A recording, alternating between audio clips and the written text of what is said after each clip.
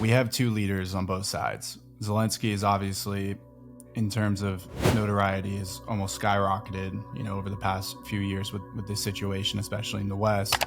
And Vladimir Putin has been infamous for decades for a number of reasons, but I think the perspective shift has been very apparent, especially in the US, on how people see him.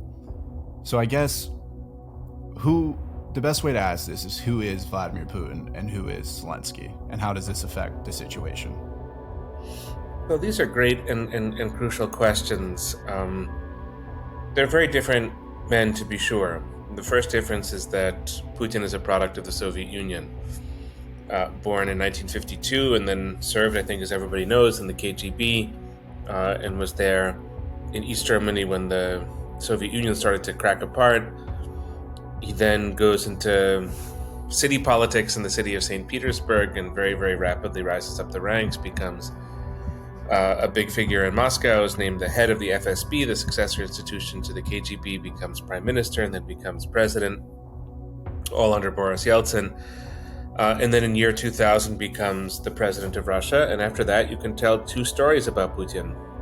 It's sort of clear which of the stories is now more relevant. But the first story that you can tell is that Putin is a sort of modernizer, a bureaucrat, a technocrat, somebody who wants to bring the Russian economy forward, link it to the outside world, connect Russia to Europe and to the United States and to other countries, build a Russian middle class, and see that his country is prosperous and respected. And that's something of the Putin who sells himself to the Russian people between 2000 and 2008, his first two presidential terms. But there's the other Putin who's much more inclined toward military action, sees Russia as fundamentally threatened by the West and by a Ukraine that leans west, and is quite ruthless in terms of protecting what he sees as Russia's core national security interests, whether that's the annexation of Crimea, 2014, invasion of eastern Ukraine in 2014, 2015, move into Syria, meddling in the US presidential election, and of course the 2022 massive invasion of Ukraine. So he's changed over time. I think he may have sincerely been that sort of first two-term modernizer. I don't know if that was an act or deception, but at his core, he's somebody who's going to use military power to augment Russia's interests and Russia's greatness as he perceives those things. Zelensky is a totally different career, a totally different personality. Jewish background, born in what was still Soviet Ukraine, but not a product really in any deep sense of the Soviet Union, becomes a comedian, an entertainer, TV producer, and is the main character of a really popular comedy show, which I think people are familiar with. It's called Servant of the People, and it's a sort of show about corruption and creating a better civic future for people in Ukraine. This puts him into a position of political prominence, and he runs for the presidency of Ukraine, starts in 2018, and the election is held in 2019. And he's elected as a kind of young, pro-reform, somewhat European, post-Soviet figure. He goes through three somewhat difficult years between 2019 and 2022, where he doesn't really command Ukrainian politics, maybe as his fans or voters might have wished, but is a congenial, affable, and certainly democratic figure. And then he too transforms, differently from Putin, but he too transforms in 2022 into this kind of Churchillian wartime leader that he himself probably didn't expect ever to be, with extraordinary communication skills, with personal bravery, and with a narrative of victory for his country that's been very important, both for his fellow citizens of Ukraine, but also, as you've indicated, for international publics and international audiences. So, different aspirations, different personalities, different agendas, different generations, and these are the two primary personalities of this war, sort of the Hitler and Churchill, if you will, of the 2022-2023 war.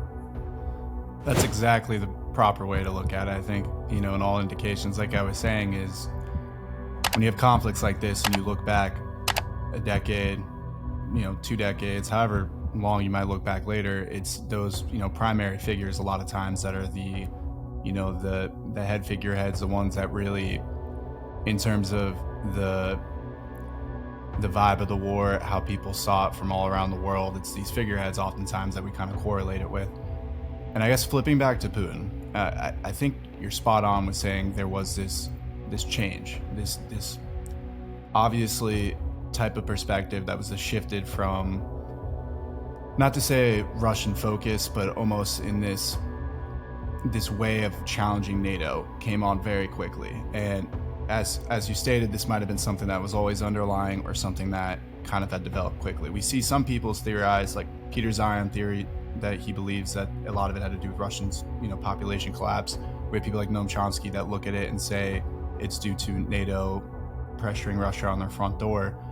What do you think caused that type of shift for him to make such a drastic move?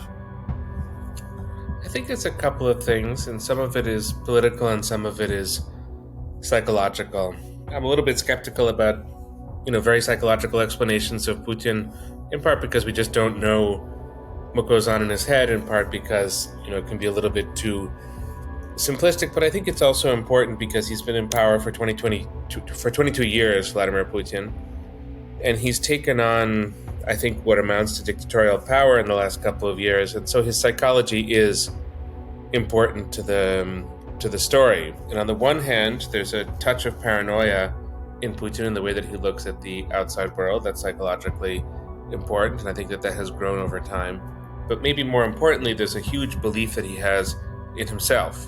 He doesn't suffer from lack of confidence, and I think that matters for a dictator because dictators surround themselves with sycophants and yes men, and people who flatter them that their decision-making is great. We kind of know this from, go back to the Charlie Chaplin film, The Great Dictator, which sort of perfectly captures that dynamic in a satire of Hitler. But we know this from many different biographies. It's really a very familiar story. So part of the change, I think, is that Putin, who did have something of a successful run, you could say, in his terms, say from the annexation of Crimea to the 2016 meddling in the U.S. Elections, I think that he very much thought that he was on a roll.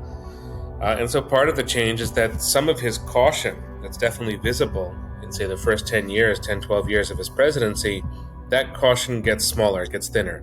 And so he takes on risks of a kind that I don't think that he would have taken on before. He may have had these ambitions to control Ukraine, to stick it to NATO, to stick it to the United States. I'm sure that those ambitions were, in a way, always there, but the caution has gone out the window, and that's something that's changed in him, I think.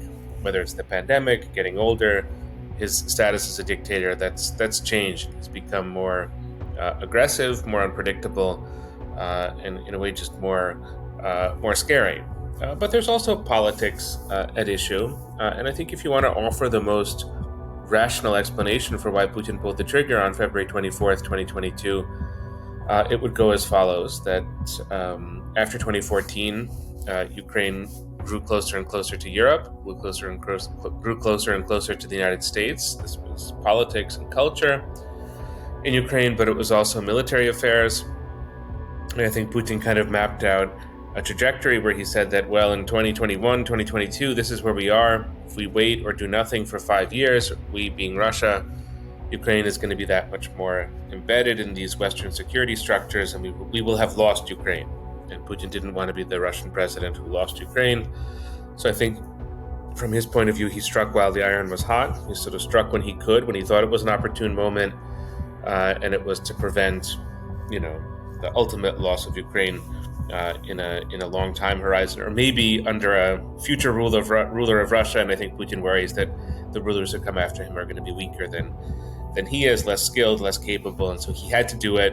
And in a sense, he had to do it in 2022 to prevent what Ukraine might become by 2025 or 2032. Again, we don't have good evidence on Putin's decision-making one way or another. It's all kind of guesswork and speculation, but that's the kind of best I can do to give you a political explanation beyond his psychology and beyond the desire to provide the Russian people with a glorious war that could keep his regime in power forever, which is part of the story too. But beyond that, I think that's the sort of the best rational explanation that can be given for why he did what he did.